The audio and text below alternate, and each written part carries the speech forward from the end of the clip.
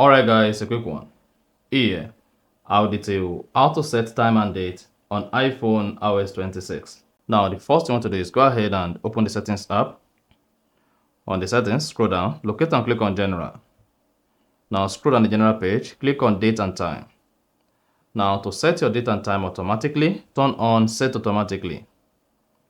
And to set your date and time manually, disable set automatically, click on time zone. Now go ahead and search for your time zone. Select it, then come to where you see date, click on it, select your date.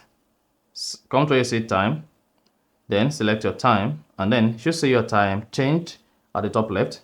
If you want to enable 24-hour time, turn this on, and if you want to disable 24-hour time, turn this off.